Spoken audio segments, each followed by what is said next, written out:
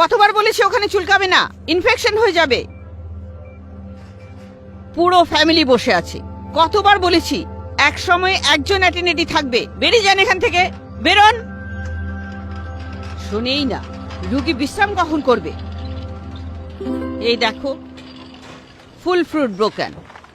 আরে বাইক এত জোরে কেন চালাও? লাইফের চিন্তা নেই?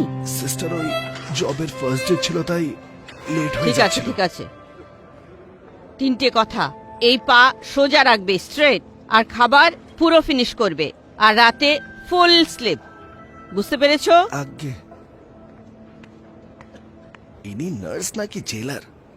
সিস্টার মার্থা হলেন এখানকার হেড নার্স আর খুবই সুইট ম্যাম। খুব সুইট। ফোন ইউজ করবে না। এই পা চুলকাবে না, পুরোটা শেষ করতে হবে।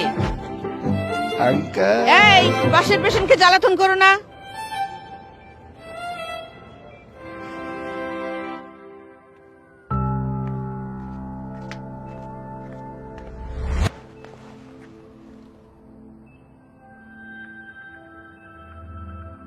মাম্মিকে ফোন করে ডেকে নিচ্ছ না কেন? কাল ডেকে নাও। ডাকতে পারবো না। মাম্মি দূরে থাকে, একলা অন্য শহরে। যদি জানতে পারে ওনার ছেলে এখানে ঠিক আছে ঠিক আছে, ঘুমিয়ে পড়ো।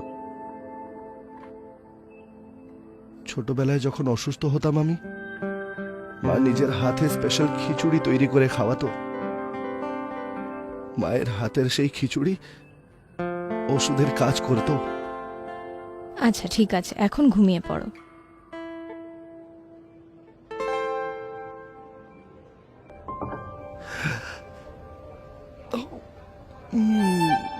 Thank you so much sister, একেবারে মায়ের মতো খিচুড়ি তৈরি করেছেন আপনি। থ্যাংক ইউ আমাকে না, মার্থা ম্যামকে বলো। উনি বাড়ি থেকে তৈরি করে এনেছেন তোমার জন্য স্পেশাল খিচুড়ি। কিন্তু এই মার্থা ম্যাম সবসময় এতটা স্ট্রিক্ট কেন থাকেন? এটাই তো কথা, আমরা নার্সদের ধমক দেখা তো যায়, কিন্তু সেই ধমকে লুকানো চিন্তা কখনো দেখা যায় না।